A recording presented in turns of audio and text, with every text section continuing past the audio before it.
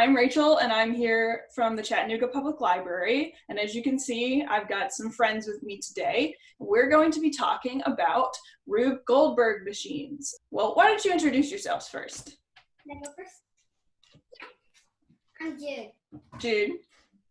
I am Josie. Lucas. Awesome.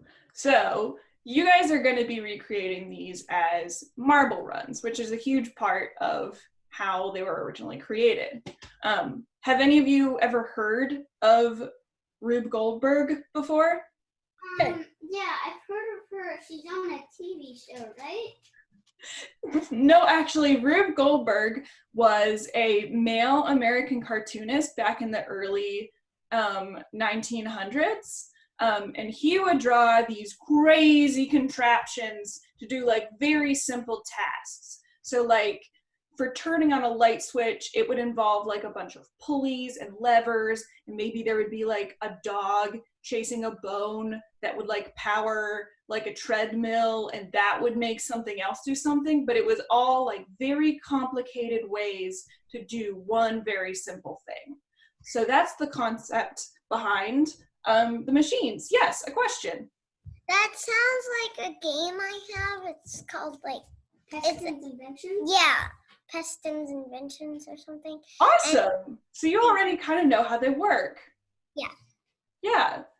So they can be crazy big or crazy small. They can involve whatever you've got around your house. You like to hear about the biggest Rube Goldberg machine that was ever made.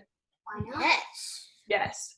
So back in 2016, in Sweden, the biggest Rube Goldberg machine ever made took 2 months to build, and it had 412 steps to it. It took 49 people to build the whole thing over 2 months. And all it did was, well, not all it did, pretty cool. It lit up their Christmas tree for the holidays that year. It was so big that the whole town came and watched. But that is in the Guinness Book of World Records, and it still holds today. Is there like a video or something? There is. It's not great. It's on YouTube. The camera work is kind of bad, but it's on YouTube. If you just search world's biggest Rube Goldberg machine, you can get an idea of how big and how long it took. It goes through like several rooms of their like whatever building they're in. But yeah, it's pretty crazy. We're not going to be doing anything near that big unless you want to. But I don't have that much cardboard. Yeah. So a good point. The materials you'll need for these. Cardboard's good. Literally anything that you have around your house. When I was planning on making mine, which I did yesterday, my goal was to turn on my water kettle to make coffee.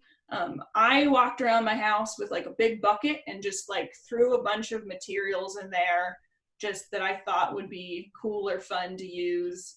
Like I had a deck of playing cards, I had cardboard, I used a bunch of I tried to use a bunch of silverware from the kitchen. So whatever you can use around your house, with permission of course, it's gonna be perfect. You can use whatever, wherever you are to build. And that's the cool part, because you really, all that limits you is like your imagination. So does anybody have questions? No. So that kind of covers the supplies. Do any of you have ideas of like what you're going to build yet? Well, I think we're gonna build marble coasters.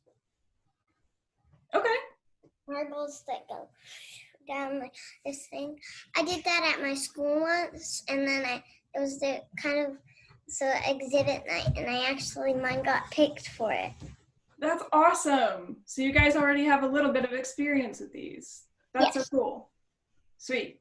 Do you have supplies that you're going to use? Like I know you mentioned cardboard. Is there anything else cool that you're thinking of? What was that? I was thinking like paper towel and toilet paper tubes. Yeah, those are really great.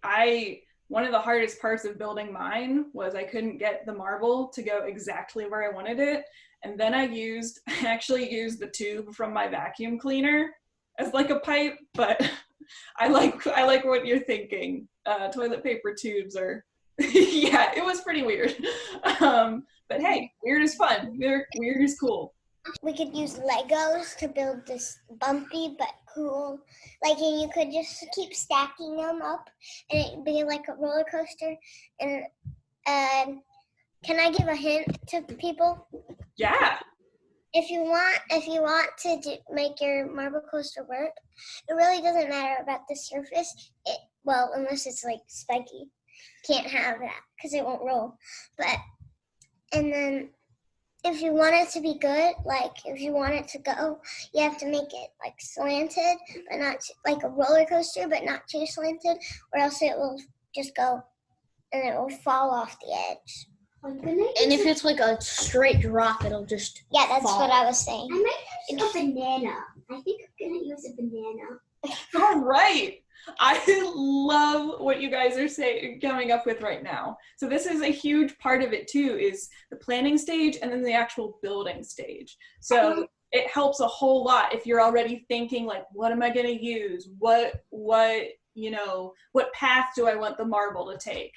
And then the more you plan in the earlier stage, the easier it'll be to figure out when you're actually building it. What we're saying, you need to plan and you have to use your creativity. Good on the first try.